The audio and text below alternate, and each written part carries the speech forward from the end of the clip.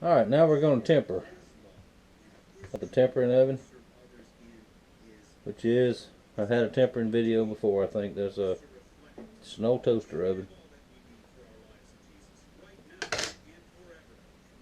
Those in, we're going to put them all in there.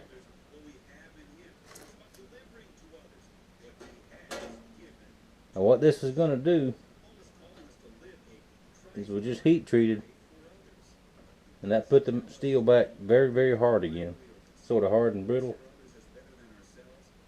Now these camp knives, they were already hard to start with, so heat treated them anyway. Now we're going to put them in here, and that's going to bring some of that hardness out. Soften them up just a little bit. Now you set this, it's wide open. It's 450 degrees or so, and they'll stay in there for about an hour, and then they'll have to cool down. So once they're cooled down, we'll take them out, and I'll show you the next step. We're on the home stretch now.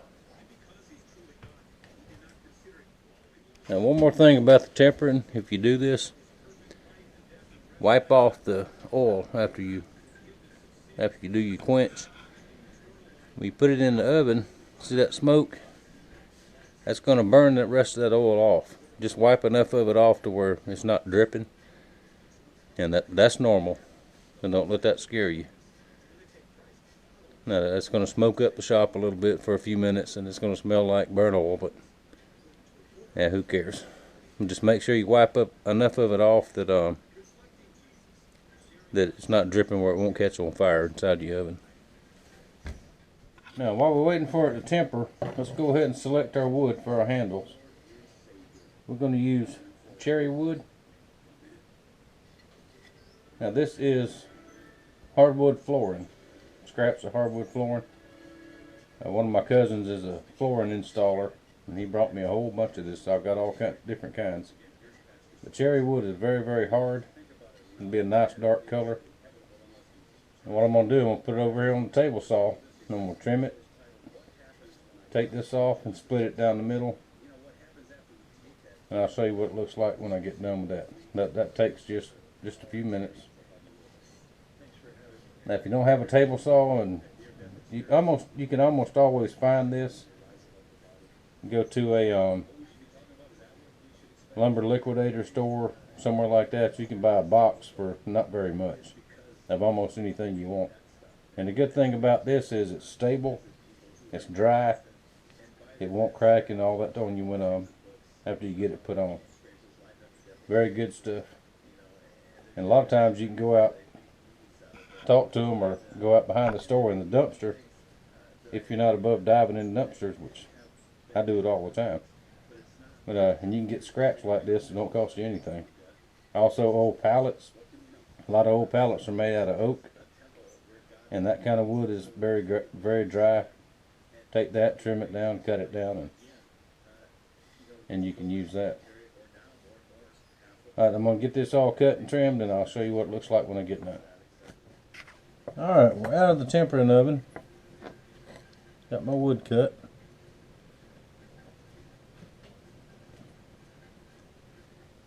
Now we're going to mark out where we want the length of our handles. About that long.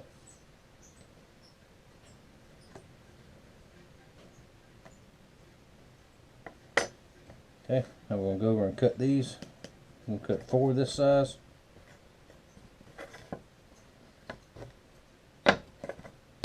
Stack them.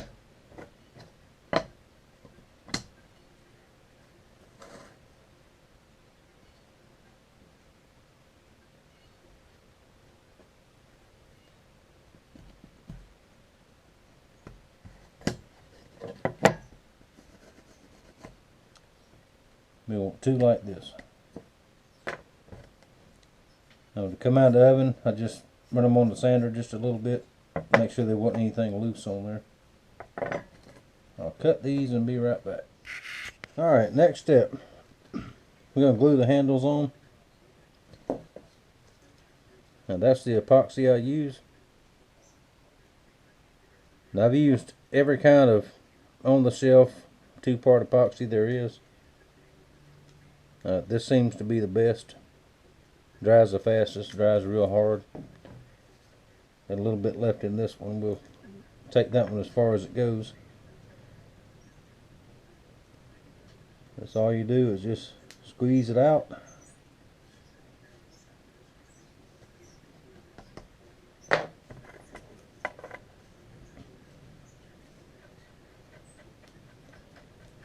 Mix it up good. And it's cold out here this morning. When it's good and warm, it's a little more pliable, I guess you would say. But also, the hotter it is, the faster it sets up. I think it says mix for 20 seconds or something like that. You want that milky color right there. Alright, let's move you over here.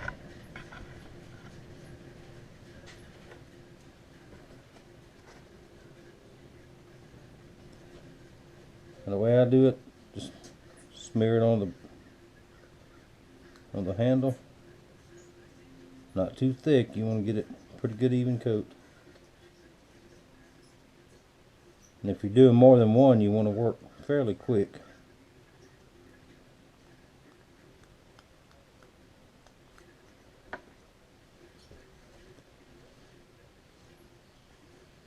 And get it positioned where you want it. If we want it right about there. If you clamp.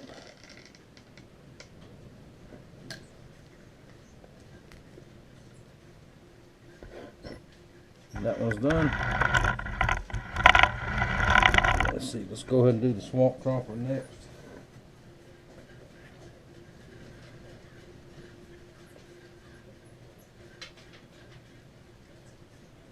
Take a little bit more on this one because it's bigger.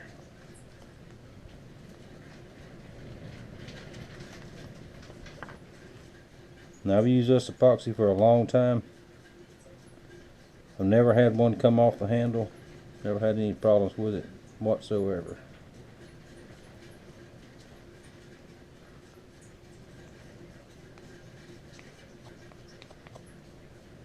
And got that on there.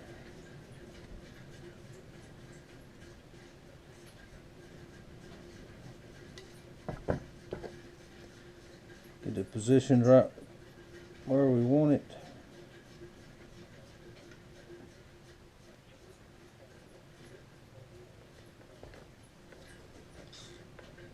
Clamp it.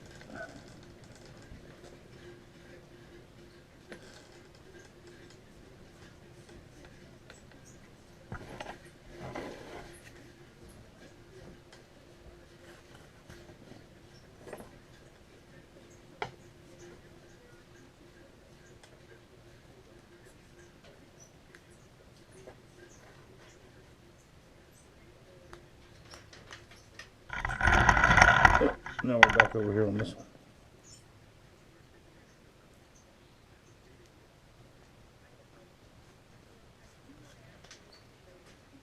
See, it's starting to set already. So.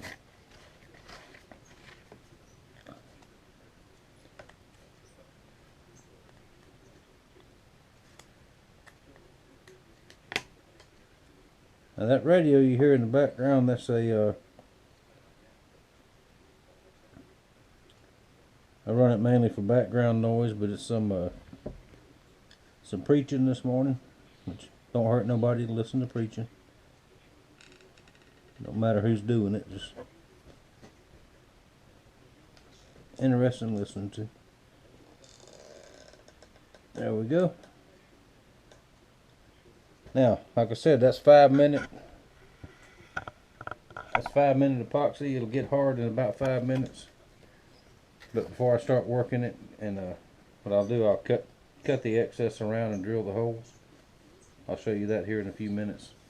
I normally let it go about 30 minutes or so, and it'll be ready to go.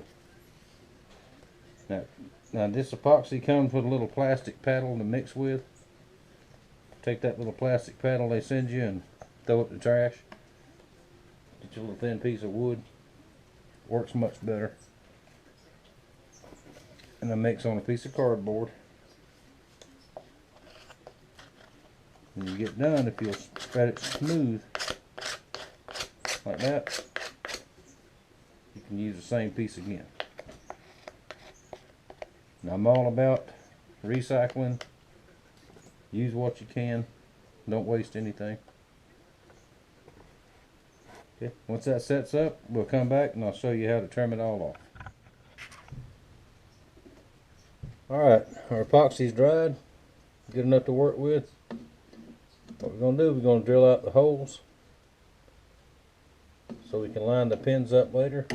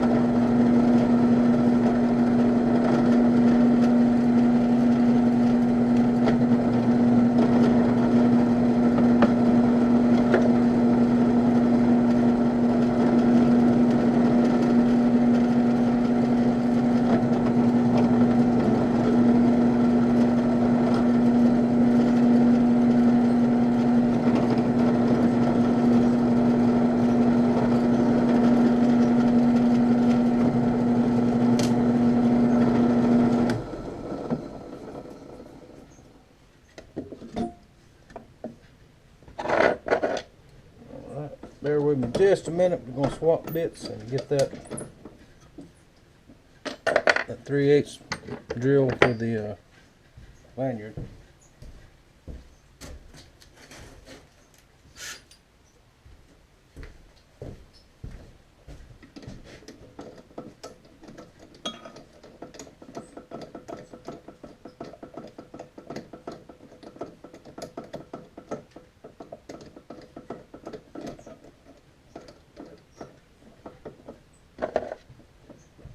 Now once the other side is glued on, we'll glue them just exactly like we did the first side. Then we'll come back and do the same thing again. Get all the holes drilled.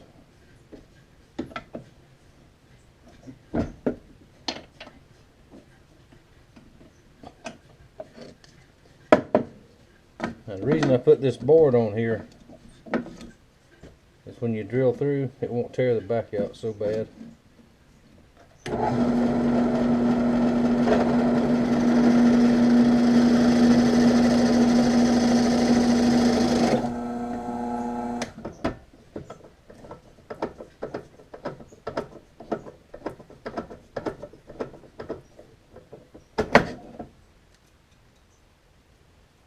It tore it out a little bit. Not of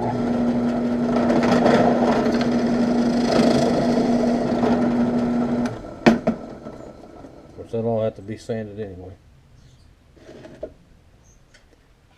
Now we're going to move over here to the scroll saw. Now I prefer to use the bandsaw for this.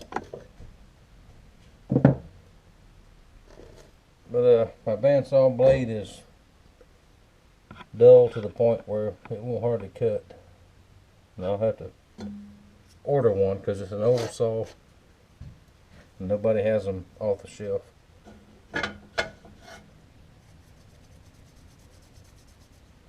What I'm going to do is trim all this off of here. I think that saw vibrating might not go well with the camera, but we'll try it just to show you a little bit.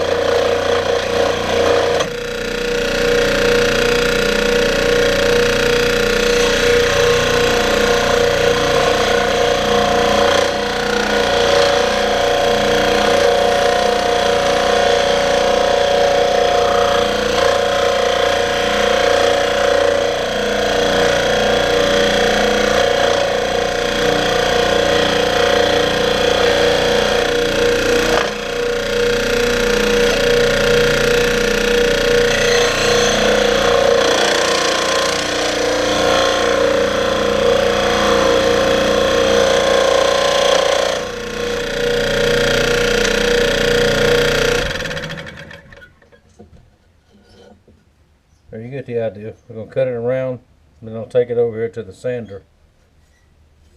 Put that coarse belt back on there and flatten it out. Because it's easier to get one side all even and flush, and then match it with the other side. So we'll take this to the sander, and the rest of them will be all the same way.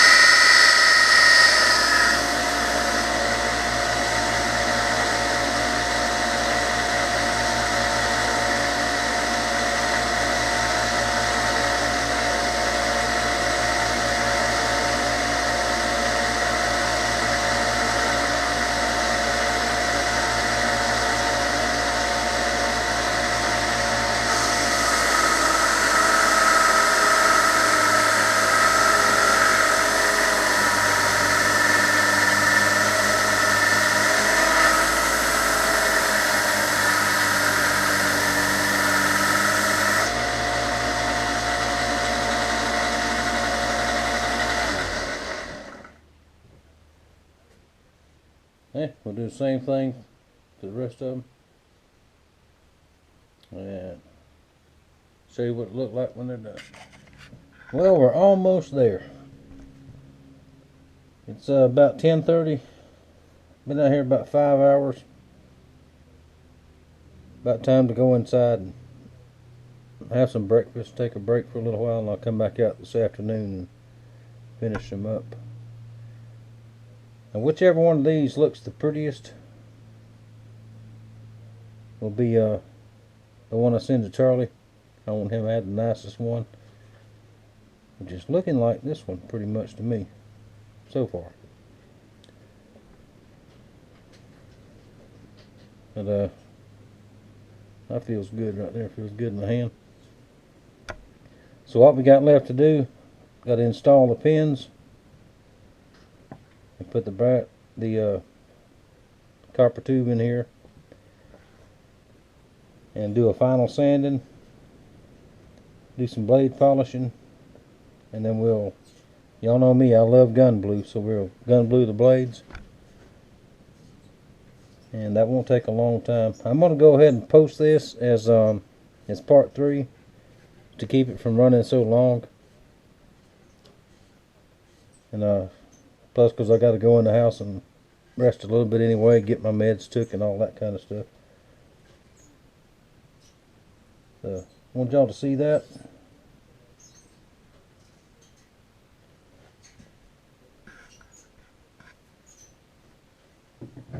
And I'll show you right quick. Hillbilly Bear. There's your J-nail skinner. Not quite finished, almost. Got to put a wrap on it and put another coat of sealer on it. Got one coat of sealer. I always put 2 coats. 2 coats of sealer on everything. So there's yours. We'll just leave it laying right there. Same thing with yours. I'll gun blue the blade. Make it look nice. Now I don't etch the blade on the J-nails because it's so small. Put a maker's mark on down here. And this piece of walnut here is some that BC Truck sent me. Some of his walnut. So anyway, I'll come back this afternoon. We'll work on it some more.